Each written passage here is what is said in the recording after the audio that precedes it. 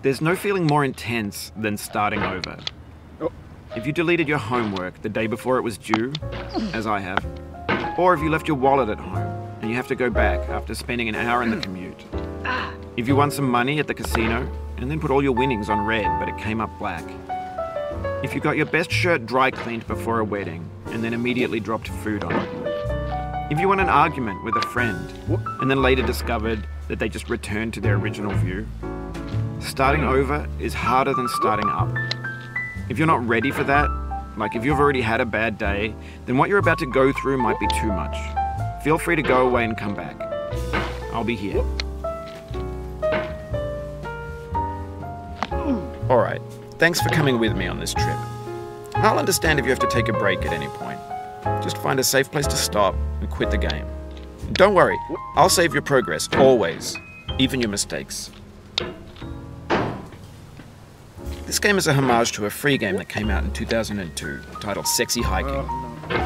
The author of that game was Jazzuo, a mysterious Czech designer who was known at the time as the father of B games. And B games are rough assemblages of found objects. Designers slap them together very quickly and freely, and they're often too rough and unfriendly to gain much of a following. They're built more for the joy of building them than as polished products. In a certain way, Sexy Hiking is the perfect embodiment of a B game. It's built almost entirely out of found and recycled parts, and it's one of the most unusual and unfriendly games of its time. In it, your task is simply to drag yourself up a mountain with a hammer. And that act of climbing, in the digital world or in real life, has certain essential properties that give the game its flavor. No amount of forward progress is guaranteed. Some cliffs are too sheer or too slippery. And the player is constantly, unremittingly in danger of falling and losing everything. Anyway, when you start Sexy Hiking, you're standing next to this dead tree that blocks the way to the entire rest of the game. It might take you an hour to get over that tree, and a lot of people never got past it. You prod and you poke at it, exploring the limits of your reach and your strength, trying to find a way up and over. And there's a sense of truth in that lack of compromise. Most obstacles in video game worlds are fake. You can be completely confident in your ability to get through them once you have the correct method or the correct equipment or just by spending enough time. In that sense, every pixelated obstacle in Sexy Hiking is real. The obstacles in Sexy Hiking are unyielding, and that makes the game uniquely frustrating. But I'm not sure Jazzuo intended to make a frustrating game. The frustration is just essential to the act of climbing, and it's authentic to the process of building a game about climbing. A funny thing happened to me as I was building this mountain. I'd have an idea for a new obstacle, and I'd build it, test it, and it would usually turn out to be unreasonably hard.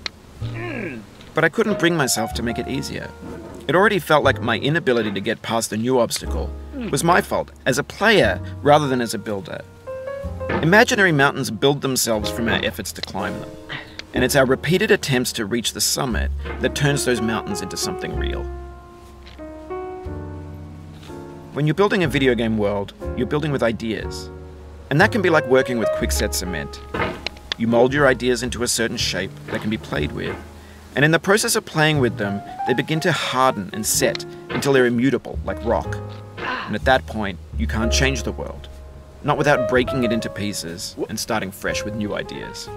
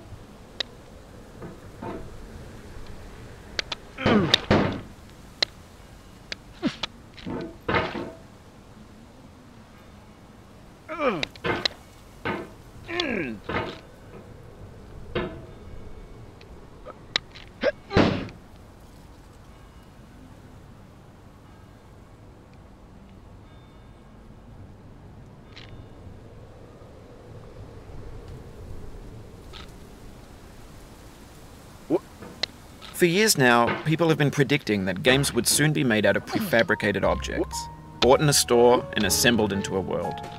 And for the most part, that hasn't happened, because the objects in the stores are trash. I don't mean they look bad or that they're badly made, although a lot of them are. I mean they're trash in the way that food becomes trash as soon as you put it in the sink.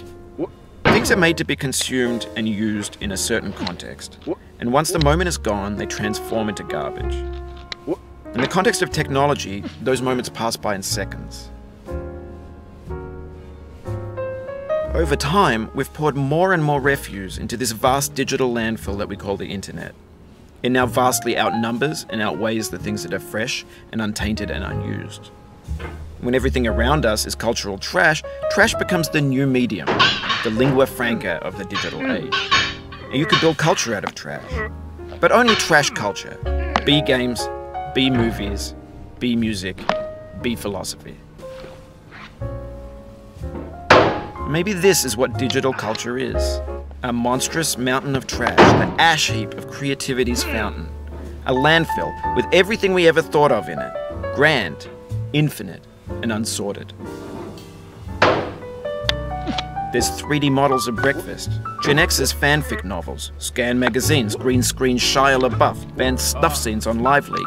Facebook's got lifelike bots with unbranded adverts and candid shots of Kanye and Taylor Swift mashups, car crash epic failed GIFs, Russian dashcam vids, discussions of McRibs, discarded, forgotten, unrecycled, muddled, rotten, untitled. Everything's fresh for about 6 seconds, until some newer thing beckons, and we hit refresh. And there's years of persevering, disappearing into the pile, out of style, out of sight. In this context, it's tempting to make friendly content that's gentle, that lets you churn through it but not earn it. Why make something demanding if it just gets piled up in the landfill, filed in with the bland things?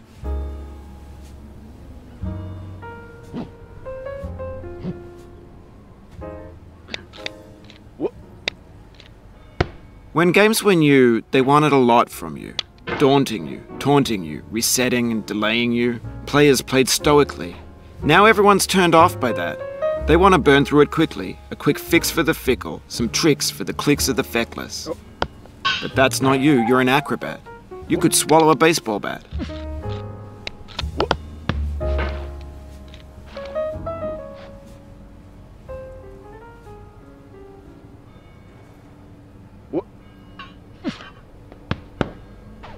Now I know, most likely you're watching this on YouTube or Twitch, while some dude with 10 million views does it for you, like a baby bird being fed chewed up food. That's culture too.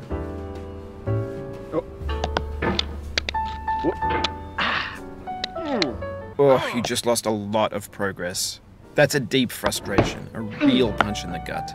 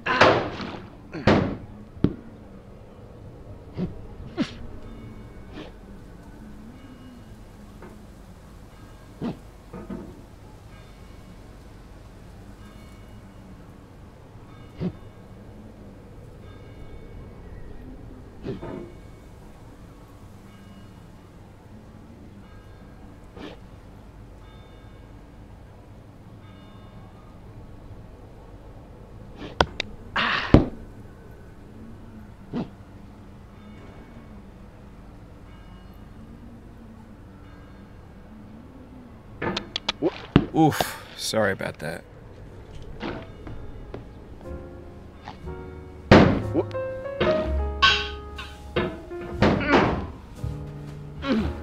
Oh, it happened again. Keep on trying, don't let it get to you. This thing that we call failure is not the falling down, but the staying down. Mary Pickford.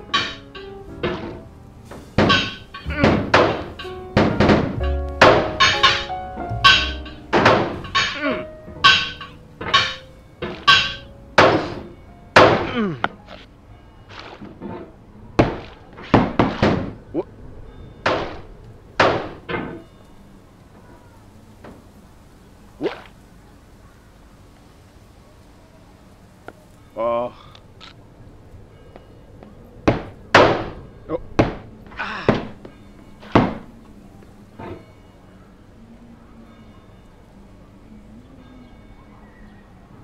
Oh.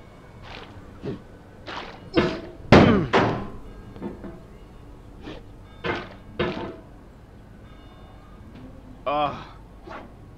Whoop. Whoop.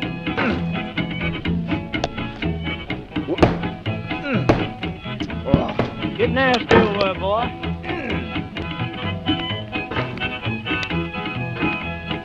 Going down the road feeling bad. I'm going down the road feeling bad. Going down the road feeling bad, and I ain't going to be treated this way. Oh,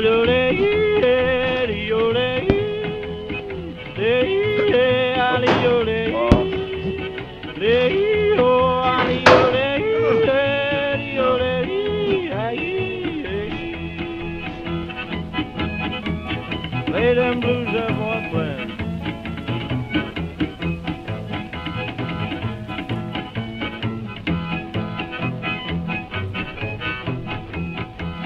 Down in the jail on my knees, I'm down in jail on my knees, down in jail on my knees, and I ain't going to be treated this way.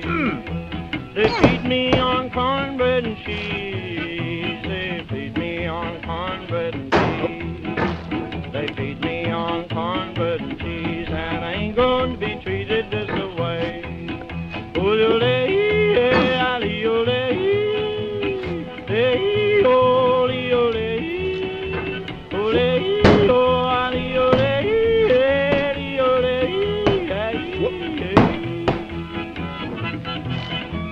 Let's go to town, boys. Hey, buddy. Lord, Lord, Lord.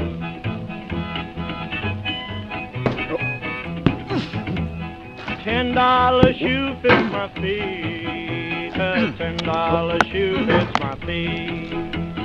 $10 shoe fits my feet, and I ain't going to be treated this way.